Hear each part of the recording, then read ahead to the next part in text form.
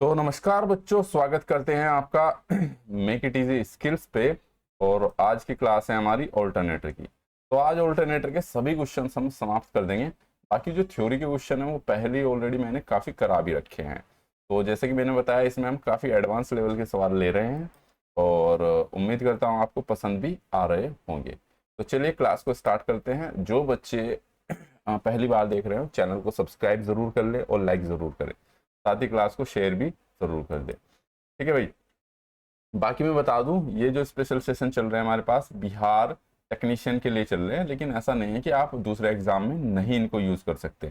सभी एग्जाम में इनका यूज किया जा सकता है। ठीक है। और जितने भी एग्जाम है, क्योंकि सिलेबस तो सभी में सेम रहता है। हाँ, इसका क्वेश्चन के लेवल थोड़े हाई आते हैं, तो इसलिए इसमें थोड़े हाई लेवल के सवाल रखे गए हैं। ठीक है। बाकी इन सभी क्वेश्चंस को आप लेने के लिए हमारी ई बुक परचेज कर सकते हो, जो केवल बिहार टेक्नीशियन के लिए डिजाइन की गई है। मात्र उसकी कीमत भी 30 रुपए है। तो सभी क्वेश्चंस उसमें मिल जाएंगे ये सभी। और बाकी ई बुक भी ले सकते हो कंप्लीट, उसमें लगभग 2800 से ज्यादा क्वेश्चंस हैं हमारे।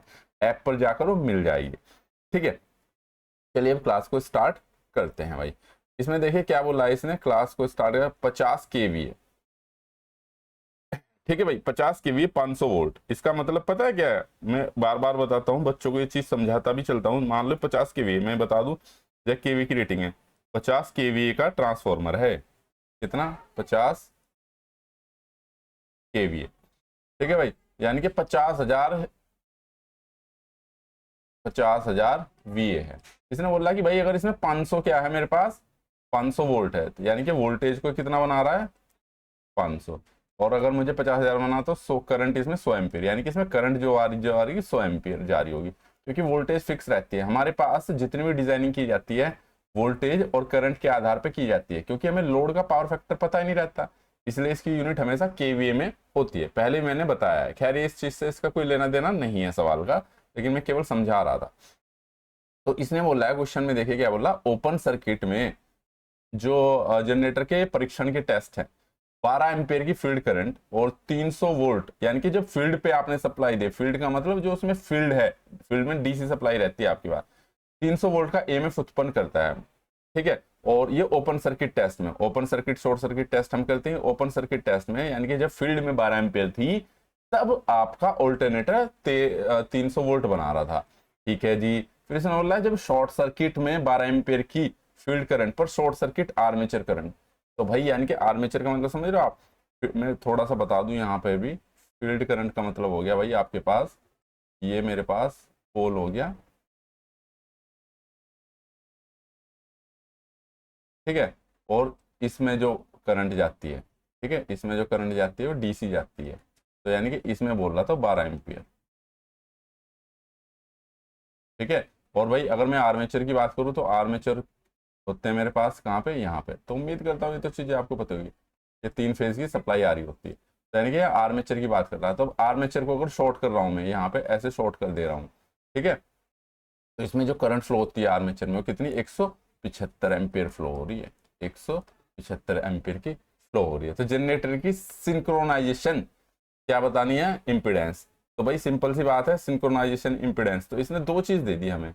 देखा है तो आपके पास ओपन सर्किट वोल्टेज, जिसको हम ईपीएच भी बोलते हैं, कितनी दे दी इसने? 300 वोल्ट। और दूसरा शॉर्ट सर्किट करंट भी दे दी, आईएससी।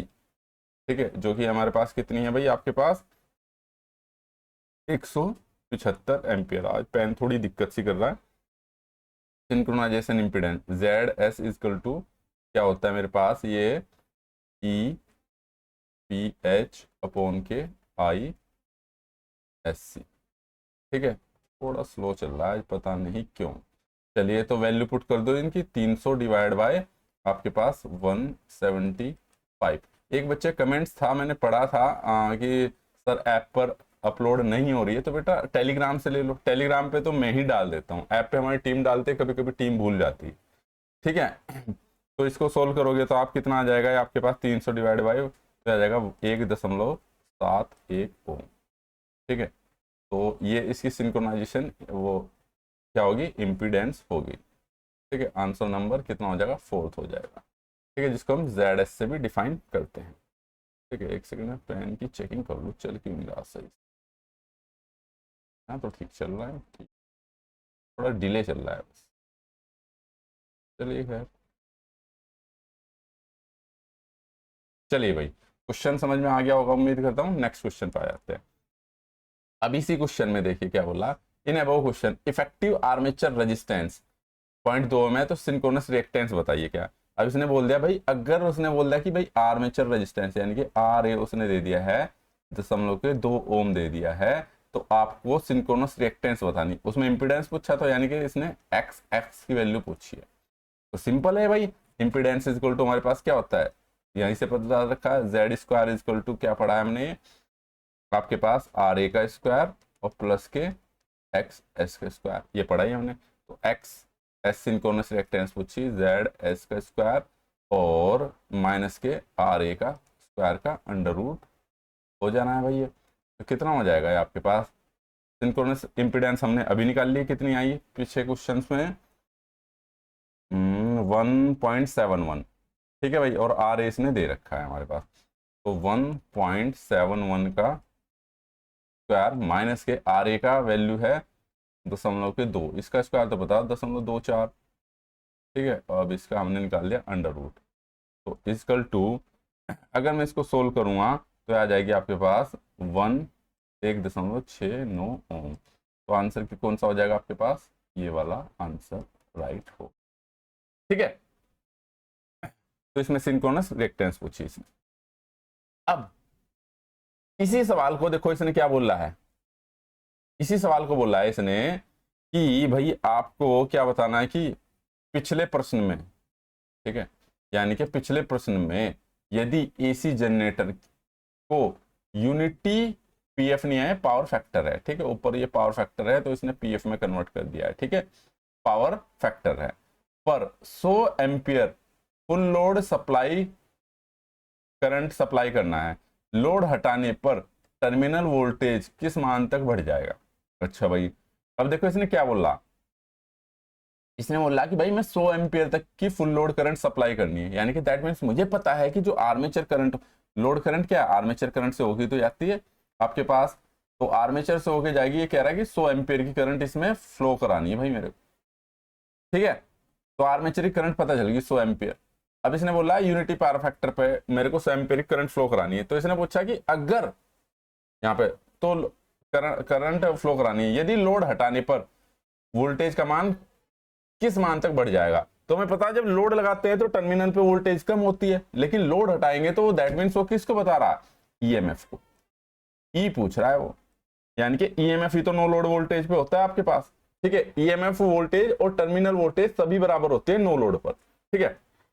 तो ई इजकल टू, मुझे पता है इसमें हमने क्या क्या निकाल दिया, ई इजकल टू फॉर्मूला पढ़ा हमने, वी प्लस के आई ए आर ए का स्क्वायर, ये पढ़ रखा, फेजर डायग्राम से निकाल रखे सब चीजें भाई हमने, कहाँ से आया कैसे आया, ठीक है, वो तो हम यहाँ पे चर्चा नहीं कर सकते, वो थ्योरी वाले लेक्चर में कर रखा है, एक्स एस का, ये सभी चीजें हैं हमारे पास। तो बेसिकली अगर मैं ईएमएफ की वैल्यू पता कर लूँ तो वोल्टेज कितनी थी हमारे पास, देखना इसमें प्रीवियस क्वेश्चन में कितना था ये इसी में 500 वोल्ट थी, टर्मिनल वोल्ट सिंगल वोल्टेज यानी कि 500 वोल्ट सप्लाई दे रहा है। तो आ जाइए कहाँ पे आते हैं भाई, इसमें 500 वोल्ट प्लस के, आइए देखना कितना आ रहा है, आइए 100 एम्पियर है और गुना, ठीक है, 0.2 ओम, ठीक है, तो 20 ही हो जाएगा, ये 20 का कर देना चाहिए था वैसे मेरे को, चलिए खैर कोई नहीं, इसका स्क्वायर प्लस के, तो गुना रिएक्टेंस हमारी अभी निकाल ली थी हमने पिछले क्वेश्चन में कितनी थी, 1.69 का स्क्वायर, ठीक है भाई। तो ये हो गया आपके पास 1.69 का होल स्क्वायर का अंडर रूट, ठीक है भाई, इजकल टू, तो ये हो जाएगा, ये है मेरे पास 500 गुना है भाई, ये अभी तक नहीं हुआ करेक्ट, तो 520 का स्क्वायर हो जाएगा। तो इसको मैं सोल्व करूंगा, डायरेक्ट लिख देता हूँ कैलकुलेटर से करके जरा, 520 का स्क्वायर इंटू 169 इंटू 100, तो आ जाएगा भाई आपके पास 542.7 वोल्ट, ठीक है। ई इजकल टू, तो यानी कि जनरेटेड ईएमएफ है, जनरेटेड ईएमएफ है, ठीक है। हाँ, जाओ जाओ, ठीक है। तो ये क्या है भाई, आपके पास जनरेटेड ईएमएफ की वैल्यू है, ठीक है। और देखो मेरे बाबू आ गई यहाँ पे,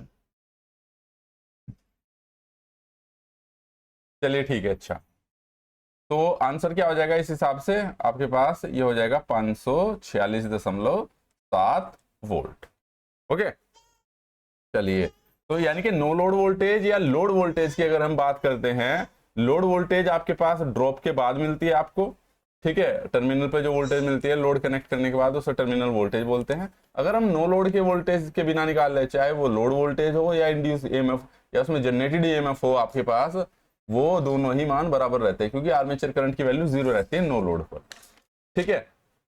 चलिए, अब क्या है, अब आप सोच रहे होंगे सर आपने तो बोला आर्मेचर करंट 0, यहाँ तो आप 100 एम्पीयर ले रहे, तो भाई हमें अगर दे रखा है तो यहाँ से हम ईएमएफ निकाल सकते हैं, सेम एज इट इज वही है जैसे हम डीसी में निकालते थे, ठीक है। Generated EMF IA equal to RA plus के V, उसे अब एसी वाले में ये लगता है बस फॉर्मूला, क्योंकि यहाँ पे रिएक्टेंस वगैरह कंसिडर हो जाती है। चलिए भाई नेक्स्ट क्वेश्चन पे चलते हैं। अब आपके पास देखिए क्या कहता है, नेक्स्ट क्वेश्चन देखिए क्या कहता है। इसमें पूछा निम्नलिखित में से कौन सा एक ऑल्टरनेटर रोटर फील्ड वाइंडिंग लगाने का प्राथमिक कारण है। ये क्वेश्चन शायद पहले भी आ रखा है। तो भाई आपने देखा कि ऑल्टरनेटर में रोटर पर फील्ड वाइंडिंग लगाते हैं, जबकि डीसी मोटर में अगर हमने देखा है तो वहां पे नहीं लगती, वहां पे स्टेटर में फील्ड वाइंडिंग लगाते हैं, ठीक है। तो इसमें क्या है, मैंने पहले बता रखा है, ये क्वेश्चन ये आता ही बहुत बार है कि रोटर की तुलना जो है आपके पास, ये रोटर की तुलना में स्टेटर पर उच्च वोल्टेज का इंसुलेशन प्राप्त नहीं करना आसान होता है। कहने का मतलब यह है कि भाई एक तरफ तो आप कोई चीज घुमा रहे हो उस पे इंसुलेशन करना, एक चीज ऐसी है कि जो फिक्स रखी है, क्योंकि हमें हाई वोल्टेज कहाँ मिलती है, आर्मेचर पे मिलती है। हाई वोल्टेज क्या 11 kV हो गई भाई, 33 kV हो गई, तो यहाँ पे वोल्टेज क्या होती है, हाई रहती है। अब वो हाई वाला पार्ट मूव तो कर नहीं रहा, आर्मेचर मूव थोड़ी करता है एसी जनरेटर में, तो वहां पे इंसुलेशन करना आसान रहता है। तो इसलिए आंसर क्या हो जाएगा इसका आपके पास भाई 4, ठीक है। तो इनमें से बाकी और कोई इनमें से कारण नहीं है, एक यही कारण है आपके पास। नेक्स्ट क्वेश्चन पे चलते हैं। आपके पास 250 आरपीएम की रेटेड वाली, अब देखो इसने क्या बोल दिया वाले भाई, एक 250 आरपीएम 250 आरपीएम पर रेटेड गति वाली एक हाइड्रोलिक टरबाइन एक सिंक्रोनस जनरेटर से जुड़ी हुई है। उसने बोला भाई टरबाइन है मेरे पास और ये मेरे पास इससे ऑल्टरनेटर से चल रही है। अब ये कितने चल रही, 250 आरपीएम। तो अगर ये 250 आरपीएम पे चल रही है, मैकेनिकली कपल्ड है, तो ऑल्टरनेटर भी आपके कितना चलेगा, 250 आरपीएम ही चलेगा, ठीक है भाई। आरपीएम कर लो इसको, 250 ये भी आरपीएम ही चलेगा। तो 50 हर्ट्ज की बिजली पैदा करने के लिए जनरेटर में आवश्यक पोल की संख्या, अब ऑल्टरनेटर है कितनी जनरेट कर रहा है, 50 हर्ट्ज। पी पूछ लिया, ये तो बहुत आसान है, ठीक है। हमने पढ़ रखा n equal to 120 f upon के पी, और यहीं से आप p इक्वल टू निकाल दो 120 f अपॉन के n आ जाएगा। तो ये हो गया 120 गुना 50, 50 हर्ट्ज जनरेट करनी, और कितने 250 आरपीएम पे चल रही है भाई। इससे काट दो 5 पंजे 25, 5 दूनी 10, 5 चौक 20, 24 हर्ट्ज आंसर। तो आंसर कितना हो जाएगा, सॉरी 24 हर्ट्ज नहीं, 24 पोल, हर्ट्ज गलत बोल गया, 24 पोल होंगे, यानी कि उसमें जो पोल होंगे आपके पास कितनी होगी संख्या, 24, ठीक है। राइट क्लिक भी लगता नहीं इसमें, ठीक है। अब देखिए बड़ा बेहतरीन सवाल है ये भी भाई आपके पास, ये है दो मैकेनिकल कपल्ड ऑल्टरनेटर्स है, डिलीवर कर रहे हैं 50 हर्ट्ज और 60 hertz respectively, highest speed of alternator is. तो भाई इसने बोला कि भाई मेरे पास ऑल्टरनेटर है, एक ऑल्टरनेटर है A1 मान लेता हूं मैं, और ये इसने बोला है मैकेनिकली कपल्ड है, इलेक्ट्रिकली नहीं, और ये मैं मान लेता हूं A2, ठीक है। ये क्या है आपका मैकेनिकली कपल्ड है, यानी कि एक शाफ्ट से जुड़े हुए। अब ऐसा तो है नहीं, अगर मैकेनिकली कपल्ड है तो यानी कि मैं बोल सकता हूं जो स्पीड इसकी होगी, मान लो N1 इक्वल टू N2 रहेगी। ऐसा तो है नहीं कि ये कम स्पीड पे घूम रहा है, ज्यादा पे घूम जाएगा, क्योंकि दोनों की शाफ्ट एक दूसरे के साथ कनेक्टेड है, तो दोनों की स्पीड सेम रहेगी। अब अगर इन दोनों की स्पीड सेम रहेगी तो भाई वो मुझे स्पीड बतानी उच्चतम, ठीक है। तो अब मुझे नहीं पता कितनी है, लेकिन हमने क्या, इसने बताया कि भाई मेरे पास ये वाला जो ऑल्टरनेटर है A1 जिसको मानना है ये 50 हर्ट्ज की फ्रीक्वेंसी दे रहा है, डिलीवर कर रहा है, और ये वाला 60 हर्ट्ज की फ्रीक्वेंसी जनरेट कर रहा है। तो अब इस केस में क्या होगा, आपके पास 50 हर्ट्ज और 60 हमें ये पता चल गया इसकी फ्रीक्वेंसी, ठीक है।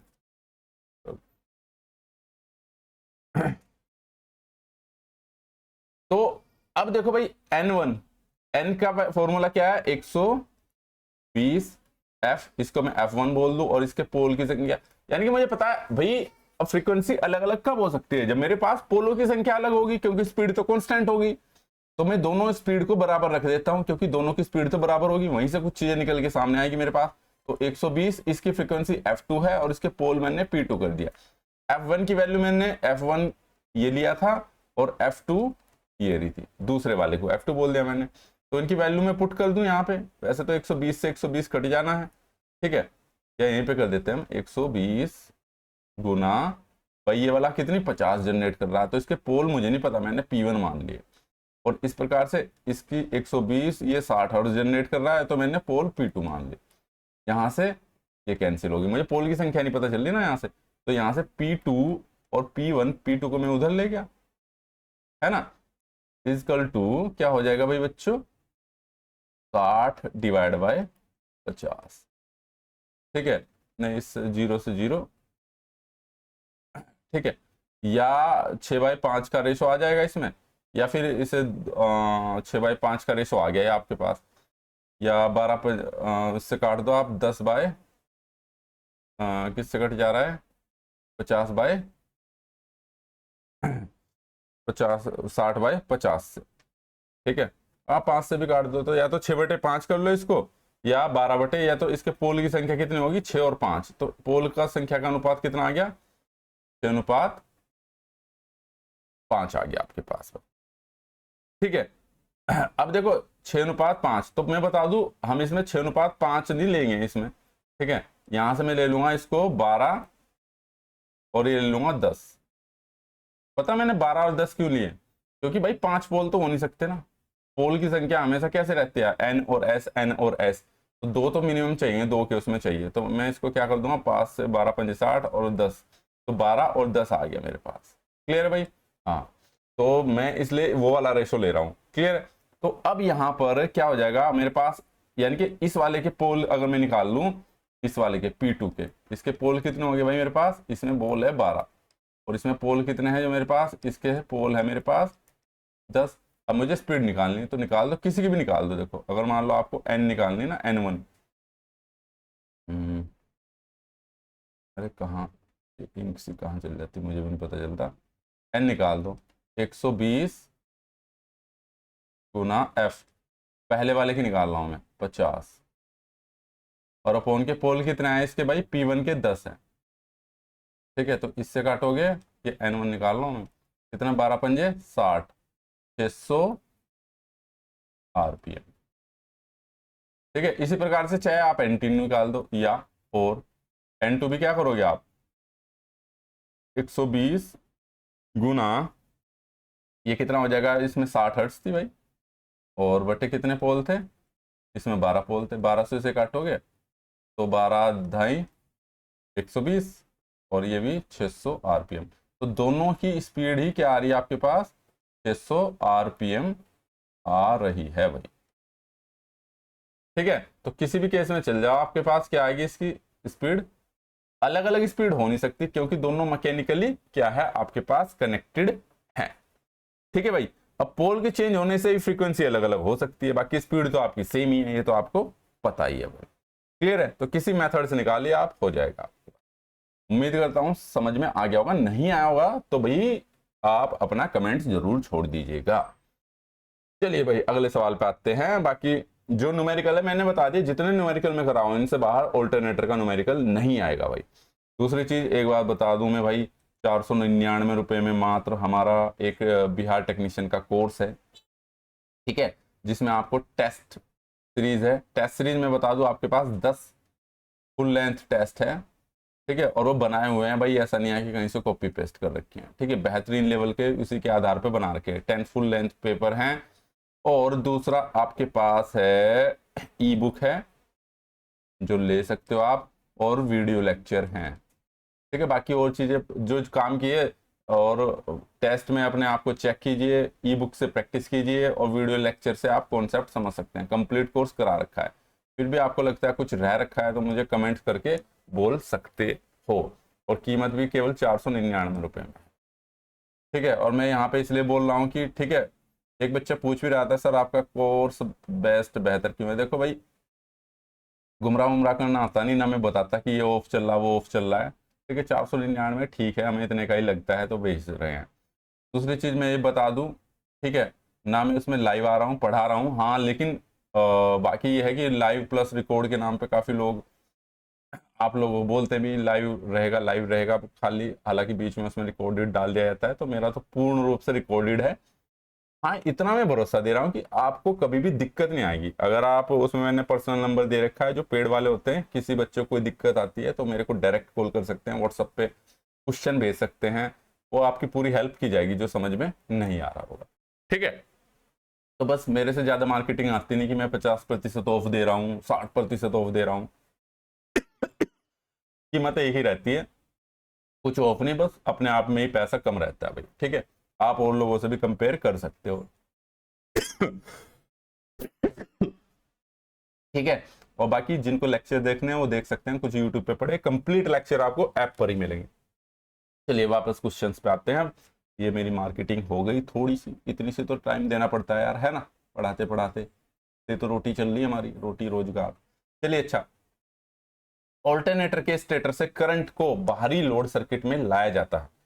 अच्छा भाई, इसने पूछा कि भाई ये है मेरे पास क्या, ये तो पढ़ा ही आपने, ऑल्टरनेटर के हम सप्लाई कहाँ से लेते हैं, बाहर, इन्हीं से तो लेते हैं सप्लाई। तो किससे रहती है आपके पास। ठीक है भाई, यहाँ पे सॉलिड कनेक्शन होते हैं, ये रोटेशनरी पार्ट थोड़ी होता है, रोटेशनरी पार्ट तो ये वाला होता है, वो तो ये घूमता है रोटर, है ना, इसको घुमाते हैं हम, एन और एस, इसको घुमाते हैं, ये तो फिक्स रहता है। तो यहाँ पे जो कनेक्शन रहते हैं सॉलिड कनेक्शन रहते हैं। इसमें कितनी स्लिप रिंग यूज होती है, इसमें 2 यूज होती है, और कहाँ, वो भी केवल इसके डीसी सप्लाई देने को। क्लियर है भाई बच्चों। चलिए तो नेक्स्ट सवाल पे चलते हैं। ठीक है, द पावर फैक्टर, ऑल्टरनेटर जिस पावर फैक्टर पर काम करता है वह निर्भर करता है भाई। अब सिंपल सी बात है भाई, ऑल्टरनेटर का जो पावर फैक्टर है मेरे पास, चलो ऑल्टरनेटर का तो पावर फैक्टर पता है मुझे नेचुरली, अगर मैं उस पर लोड को शॉर्ट भी कर दूं तो थोड़ा लैगिंग टाइप का रहेगा। लेकिन अगर मैं लीडिंग लोड लगा दूं तो लीडिंग लोड में क्या होता है, लीडिंग लोड में तो भाई आपके पास वो लीडिंग पावर फैक्टर बन जाएगा। लीडिंग लोड कहां से आएगा, वो लोड से आएगा आपके पास लीडिंग पावर फैक्टर, तो यानी कि लोड की प्रकृति पर निर्भर करता है। तो आंसर हो जाए इसका फोर्थ, नेचर ऑफ लोड पे। जिसको हिंदी समझ आ रही है वो हिंदी में पढ़ सकता है क्वेश्चन, जिसको इंग्लिश समझ में आ रहा है वो इंग्लिश में पढ़ सकता है भाई। नेक्स्ट क्वेश्चन पे चलते हैं। ऑल्टरनेटर को चलाने वाले प्राइम मूवर की रेटिंग पूरी तरह से इसकी रेटिंग से निर्धारित होती है। तो भाई ये बताओ, एक ऑल्टरनेटर है मेरे पास ये, और इसको मैं प्राइम मूवर से घुमा रहा हूं। प्राइम मूवर क्या है मेरे पास, प्राइम मूवर भाई मेरे पास हाइड्रोलिक टरबाइन हो सकती है, ठीक है, और इंजन हो सकता है। ठीक है, इंजन हो सकता है, कुछ भी, विंड टरबाइन हो सकती है, जिससे भी हम ऑल्टरनेटर को घुमाएं।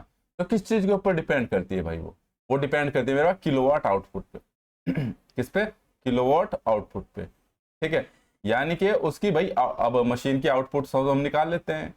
ठीक है, कि कितने उसका है, किलोवाट का है, तो उसी से हमारा टॉर्क वगैरह डिफाइन होता है कि इसको चला पाएगा नहीं चला पाएगा। ठीक है, नेक्स्ट क्वेश्चन पे चलते हैं आपके पास। ऑल्टरनेटर का पावर फैक्टर, नेक्स्ट क्वेश्चन देखिए क्या है।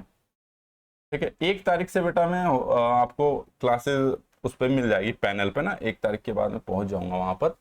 ठीक है, 1 तारीख तक थोड़ा एडजस्ट आपको ऐसे ही करना पड़ेगा, बट मैं उम्मीद करता हूं कि सेशन ठीक हो रहा होगा, इसमें भी चीजें आपको समझ में आ रही होगी। एक ऑल्टरनेटर, ठीक है, ये एकता नहीं है, ये कन्वर्जन और का यूनिटी तो कर लेना, यूनिटी के लोड पावर फैक्टर पर संचालित होता है, आर्मेचर रिएक्शन का प्रभाव होगा। तो भाई मैं बता दूं आपके पास, मैं बता दूं 3 तरह के लोड है, रेजिस्टिव और इंडक्टिव और कैपेसिटिव। ठीक है, तो ये बता रहा है आर्मेचर रिएक्शन। अब जैसे आर्मेचर रिएक्शन के कारण फ्लक्स कम होता है, ठीक है, डिपेंड करता है मेरा लोड किस प्रकार का, किसी में कम होता है किसी में ज्यादा। तो मैं बता दूं जो रजिस्टिव टाइप का होता है उसमें होली डिस्टोर्टिंग टाइप, यानी कि पूर्ण रूप से विकृत। हालांकि ओवरऑल आपका एवरेज जो वो रहता है फ्लक्स वो कांस्टेंट ही रहता है, लेकिन डिस्टोर्ट कर देता है वो। ठीक है, इसमें अगर मैं बात करूं किसमें, इंडक्टर वाले में, इसमें डीमैग्नेटाइज इफेक्ट रहता है, मैं यहीं पे कर दूं डीमैग्नेटाइज इफेक्ट। और कैपेसिटर वाले में बता दूं तो मैं, ये कौन सा रहता है, क्रॉस मैग्नेटाइजिंग इफेक्ट रहता है आपके पास।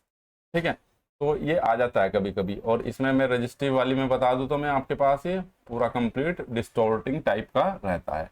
तो तीनों में से कुछ ही पूछ लेता है। और आर्मेचर रिएक्शन का बहुत इंपॉर्टेंट है, आता ही आता है भाई। एक सिंक्रोनस जनरेटर में आर्मेचर रिएक्टेंस प्रभाव निर्भर करता है। तो भाई सिंक्रोनस जो जनरेटर है, जनरेटर में अभी पूछा है इसने, आर्मेचर रिएक्शन जो है उसका प्रभाव किस चीज पर निर्भर करता है। तो भाई एक तो सिंपल सी बात है, लोड के पावर फैक्टर पे, इस पर डिफाइन होगा ही, अभी बताया मैंने। किसी पे आपका एडिटिव, यानी कि एडिटिव नहीं, मैग्नेटाइज इफेक्ट होगा, किसी पे डीमैग्नेटाइज। डीमैग्नेटाइज का मतलब फ्लक्स कम हो जाना, मैग्नेटाइज का मतलब फ्लक्स बढ़ जाना, और डिस्टोर्ट का मतलब डिस्टोर्ट प्रोड्यूस कर देना उसमें। ठीक है, तो लोड के पावर फैक्टर पे भी डिपेंड कर रहा।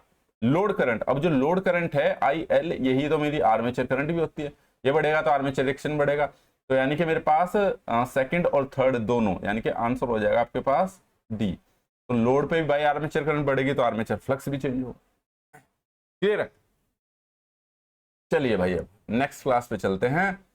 सिंक्रोनस जनरेटर में effect cross magnetization is make to generated. तो इसने बोला कि भाई जो सिंक्रोनस क्या है आपके पास, सिंक्रोनस जनरेटर में क्रॉस मैग्नेटाइज का प्रभाव उत्पन्न वोल्टेज को बनाना है। तो भाई अब इसने पूछा कि जो क्रॉस मैग्नेटाइज इफेक्ट है आपके पास, उससे जो वोल्टेज है वो क्या होती है आपकी, गैर साइनसोइडल होती है। ठीक है, इसके इफेक्ट के कारण, क्रॉस मैग्नेटाइज इफेक्ट के कारण। तो आंसर हो गया थर्ड। अब नेक्स्ट क्वेश्चन देखिए क्या कह रहा है। क्वेश्चन देखिए, क्वेश्चन में बोल रहा है भाई आपके पास कि एक सिंगल फेज ऑल्टरनेटर है भाई, जरा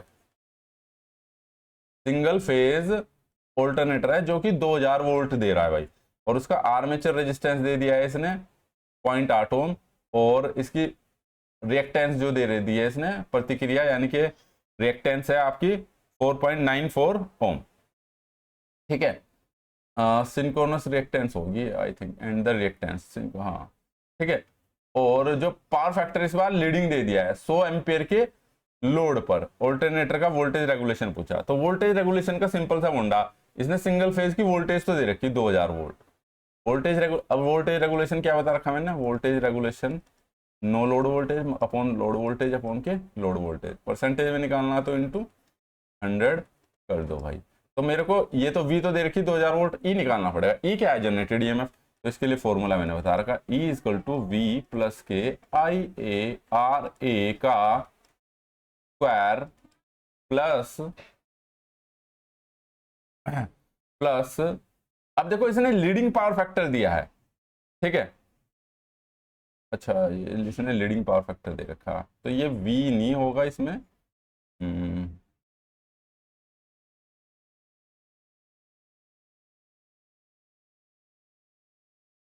अच्छा, ठीक है।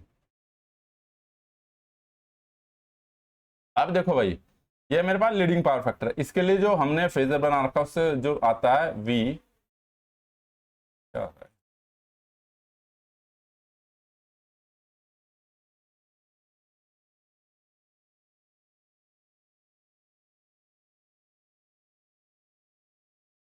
ये भी सही से काम नहीं कर रहा यार। चलिए है,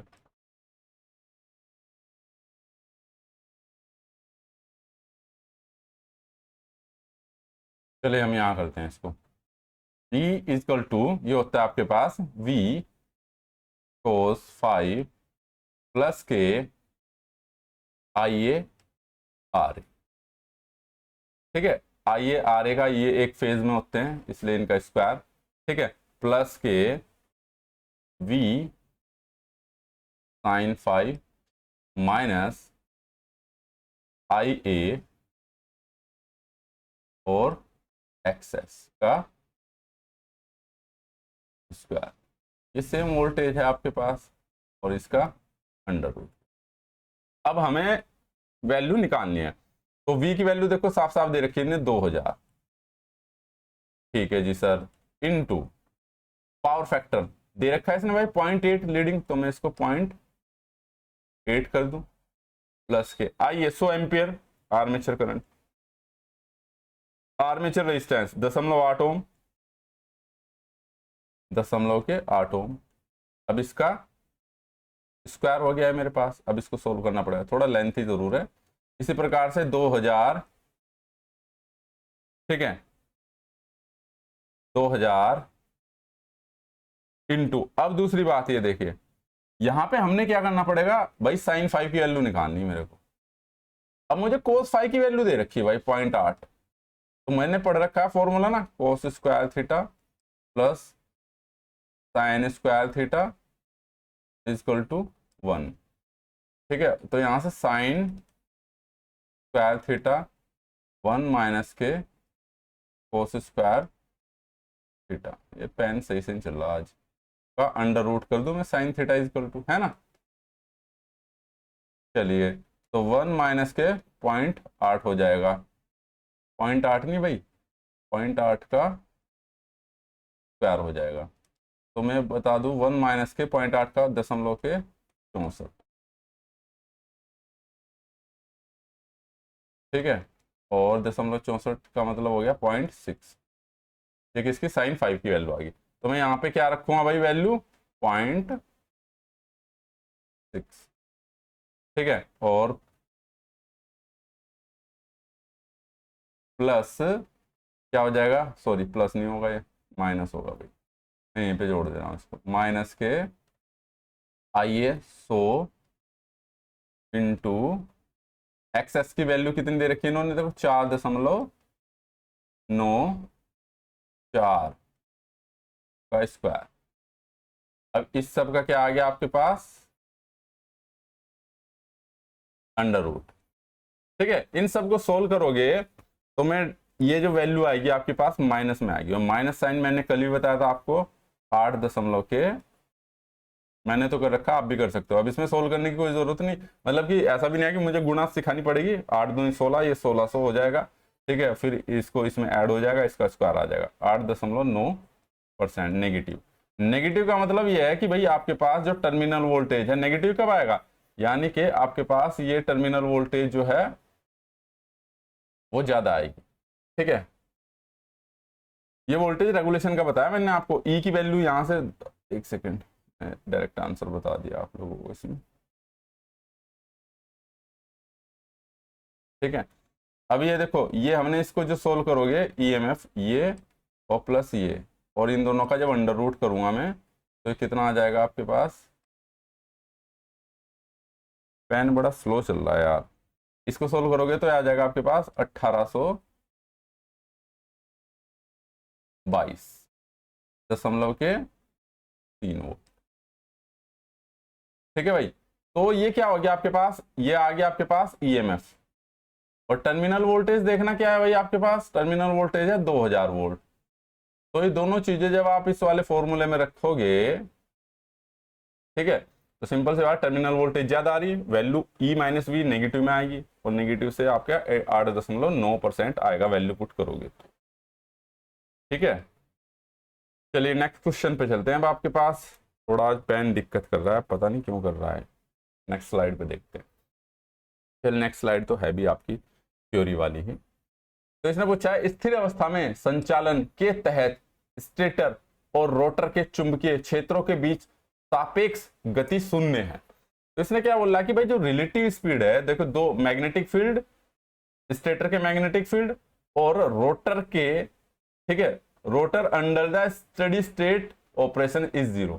तो इसने पूछा है कि भाई स्थिर अवस्था में, यानी कि जब वो स्थिर अवस्था का मतलब जब उसमें कोई मूवमेंट नहीं हो रही है तब, ठीक है, तब स्टेटर और रोटर के चुंबकीय क्षेत्रों के बीच, स्टेटर के भी और रोटर के भी गति शून्य है, एक डीसी मशीन में, एसी सिंक्रोनस मशीन में, या फिर आपके पास इंडक्शन मशीन में, या फिर आपके पास क्या बोलते हैं उपरोक्त सभी में। तो अगर मैं रिलेटिव की बात करता हूं भाई, किसकी, अब देखो तो आंसर है इसका क्या, सेकंड, सिंक्रोनस मशीन में। अब सिंक्रोनस मशीन में क्यों, क्योंकि अगर मैं डीसी मशीन की बात करूं तो डीसी मशीन में देखना ये है, ये है, ये है, ये है, ये एन है, ये एस है, इसमें तो कोई एन एस ये कोई मूवमेंट होती नहीं। ठीक है, इसने स्टेटर और रोटर के चुंबकीय क्षेत्रों के बीच पूछा है इसने। ठीक है, स्थिर अवस्था में, स्थिर अवस्था में तो आपके पास सिंपल सी बात है, सिंक्रोनस मशीन में ही होती है आपके पास गति शून्य। ठीक है, बाकी डीसी मशीन में आपके पास भाई कोई मूवमेंट नहीं होती। इंडक्शन मोशन, इंडक्शन जो मशीन है, इंडक्शन मशीन में भी नहीं होती है आपके पास। तो यानी कि बेसिकली क्या है इसमें से,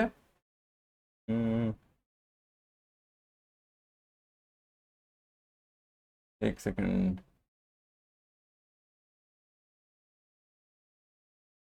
ठीक है, ठीक है, ठीक है, आंसर सेकंड ही होगा। ओके, चलिए भाई,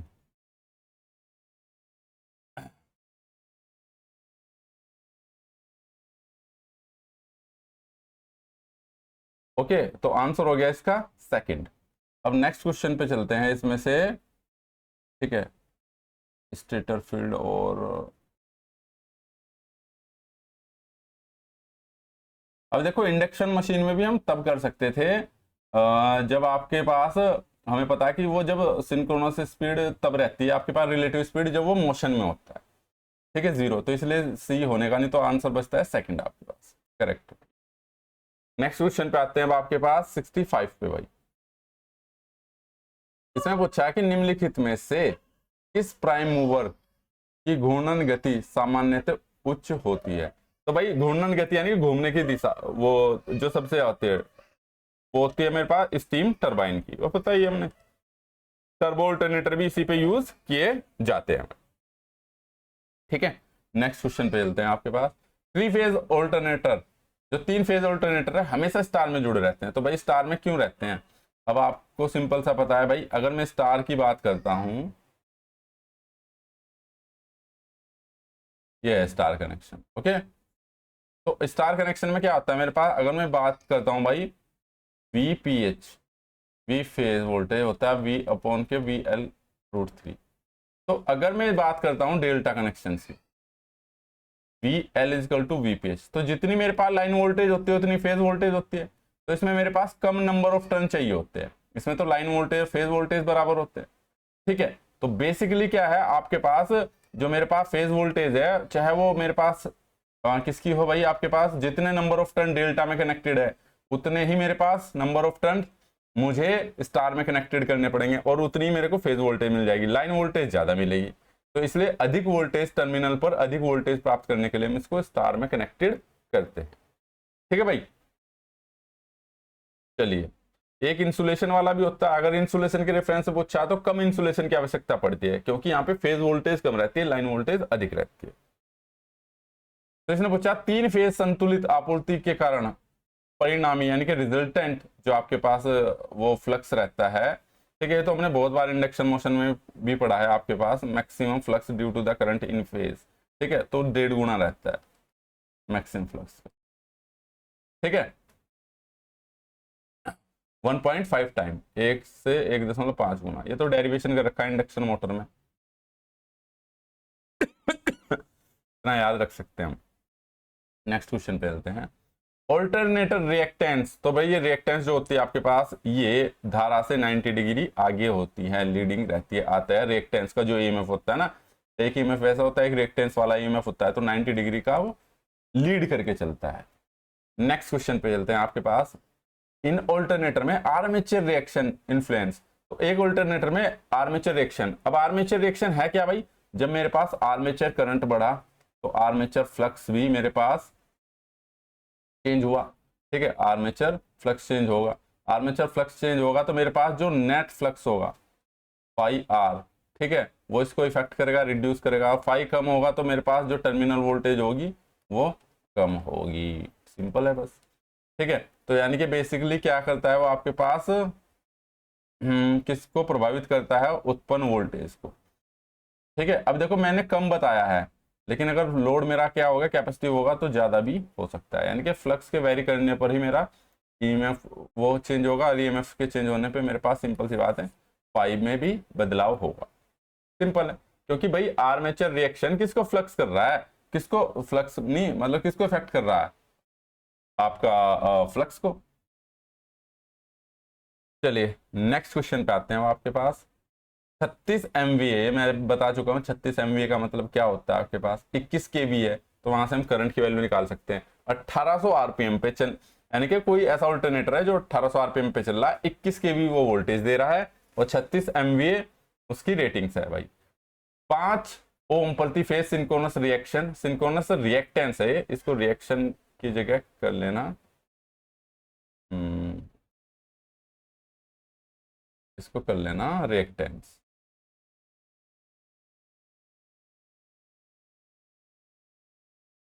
मेरे पे यार हिंदी में भी ऊपर लिखा हुआ है ना।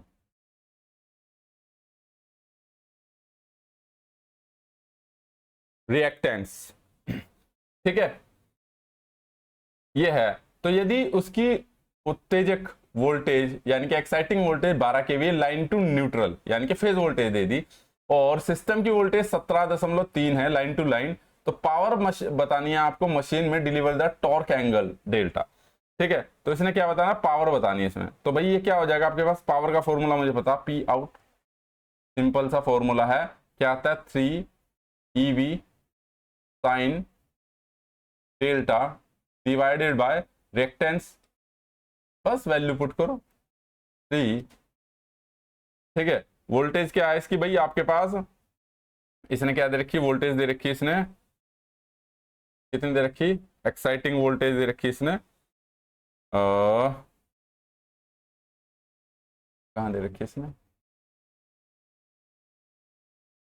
क्या बोल रहे हो? ठीक है, ठीक, चलिए भाई, ठीक है। ई की वैल्यू दे रखी है कितनी इसने, 12। अरे क्वेश्चन कहाँ,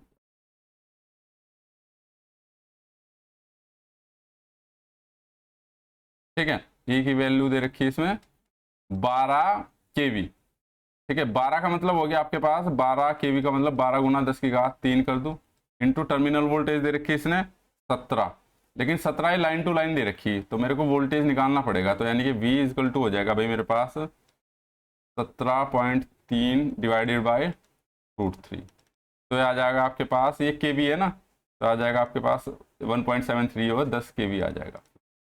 तो ये आ गया भैया, इसकी वैल्यू पुट कर दो, 10 केवी का मतलब 10 की घात 3, ठीक है, और इंटू साइन 30, साइन 30 की वैल्यू 1/2 होती है, और रिएक्टेंस कितनी दे रखी है इसने, XS दे रखी है इसने 5 ओम।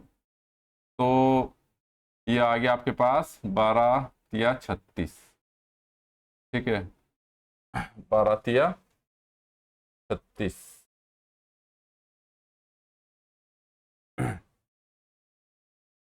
और ये क्या हो गया आपके पास 12 या 36, 36 इंटू 10, चलिए आगे आ जाते हैं, 12 या 36 इंटू 10 की पावर 6, ठीक है, इंटू 10, तो ये है ही, इंटू इसकी वैल्यू 1/2 और डिवाइडेड बाय 5 है ही, तो 5 दूनी 10 से पूरा 10, और 36 मेगावाट हो जाएगा, 10 की पावर 6 हटा दो तो ये आ गया 10 की पावर 6। ठीक है, तो ये आ गया आपके पास, यानी कि इस मशीन द्वारा इतनी मेगावाट पावर दी जाएगी, अगर ये हमारे पैरामीटर्स हैं। इसी क्वेश्चन में देखो, इसी क्वेश्चन को इन्हें बोल दिया कि भाई पिछले प्रश्न में मशीन द्वारा अधिकतम शक्ति यदि वह गति से बाहर हो जाए, यानी कि वो before the fall out the speed.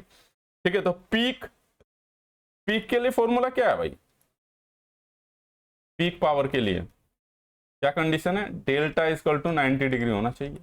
तो बस मेरे पास वहां बाकी सेम चीज रहेगी, अगर मैं यहीं से बता दूं आपके पास, तो इसमें ना साइन 90 हो जाना चाहिए, और साइन 90 का मतलब हो गया आपके पास 1, 1/2 थी ना, तो 36 दूनी 72 पर डबल हो जाएगा, 1 बेसिकली 72 हो जाएगी बस। यहाँ से अगर निकालना भी चाहो तो निकाल दो, पी आउट इजकल टू हो गया 3 EV साइन 90 अपॉन के एक्स। सारी चीज तो है, बस ये केवल यहाँ पे 1/2 की जगह 1 आ जाएगा हमारे पास, है ना। यानी कि एक हम उसे डबल से मल्टीप्लाई कर दे तो मुझे पता है 72 मेगावाट। मैं कर नहीं रहा, लेकिन वैल्यू पुट करोगे तो वही आ जाएगा आपके पास। क्लियर है भाई, कोई दिक्कत यहाँ तक? चलिए सोल्व करोगे। दो समांतर ट्रांस अल्टरनेटर में किसी एक वोल्टेज अचानक गिर जाए तो मशीनें बंद हो जाएगी, सिंक्रोनाइजिंग टॉर्क को बहाल करने के लिए संचालन में आ जाएगा। तो भाई इसका आंसर हो जाएगा सेकंड आपका, कि जो synchronous torque will come into the operation restore synchronism. ठीक है, तो इसका कहने का मतलब है कि भाई एक अल्टरनेटर है, 2 अल्टरनेटर चल रहे, एक की वोल्टेज गिर गई तो क्या होगा, तो दूसरे कारण वहां पे एक वोल्टेज डिफरेंस क्रिएट होगा, जिसके कारण आपका टॉर्क जो होगा सिंक्रोनाइज, जो रिस्टोरिंग सिंक्रोनिज्म भी बोलते हैं इसको। ठीक है,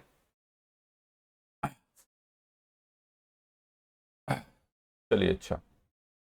अब देखो ये बेसिकली टॉर्क जो होता है ना, ये अपोज करने वाला टॉर्क होता है, जो प्राइम मूवर के टॉर्क का अपोज करता है। ठीक है, इस प्रकार से भी इसको ले सकते हैं। और बाकी जो सिंक्रोनाइजेशन है वो यही है बेसिकली, कि दोनों क्या बोलते हैं, आपके ऑल्टरनेटर सेम स्पीड पे चले, सेम फ्रीक्वेंसी मैच करे, सेम टर्मिनल वोल्टेज दे, इसे सिंक्रोनाइजेशन बोलते हैं, सिंक्रोनिज्म भी बोलते हैं। ठीक है, अगर कोई कंफ्यूजन है तो चलिए आज की क्लास में इतना ही है। बाकी यहाँ पर आपके ऑल्टरनेटर के सभी सवाल समाप्त होते हैं मेरी तरफ से। जितने न्यूमेरिकल पॉसिबल थे वो मैंने इसमें करा दिए गए हैं भाई। ठीक है, अगला जो होगा आपके सिलेबस में आई थिंक सर्किट है, सर्किट ब्रेकर है, तो उस पर क्वेश्चन करेंगे। उसके भी जितने थ्योरी और न्यूमेरिकल पार्ट बनेंगे उसके क्वेश्चन थोड़े कम हैं, उनको करेंगे। बाकी जिस बच्चे को हमारा कोर्स देखना है वो ले सकता है आपके पास केवल 499 में। वीडियो पसंद आई तो लाइक और शेयर जरूर कीजिएगा बच्चों। ठीक है, ये सभी PDF जितने भी क्वेश्चन हैं 72 क्वेश्चन है आपके पास। ठीक है, और कुछ पहली जो इसकी प्लेलिस्ट में जाके देखोगे तो पहले मैंने ऑल्टरनेटर पे काफी क्वेश्चन करा रखे हैं, तो अराउंड ये कम से कम हो जाएंगे आपके पास। AC वाइंडिंग के भी जोड़ दें तो 150 से 200 क्वेश्चन इसी के हो जाएंगे। इतना मैं भरोसा दिला रहा हूँ, इनसे बाहर क्वेश्चन एक भी नहीं आएगा, चाहे पेपर उठा के देख लेना। ठीक है, क्योंकि इसमें मैंने 0 लेवल से लेकर हाई लेवल तक के सभी सवाल करा दिए गए। बाकी आप 499 रुपये में हमारा कोर्स ले सकते हैं, जो कि BSP SCL का है। ठीक है, टेक्निकल इसमें ई बुक भी है, टेस्ट सीरीज भी है, मॉक टेस्ट वगैरह सब अवेलेबल है। ठीक है, बाकी कोई भी कंफ्यूजन है तो दिए गए नंबर पे कांटेक्ट कर सकते हो। तो आज की क्लास में इतना ही, मिलते हैं नेक्स्ट क्लास में। Thank you so much, all the very best.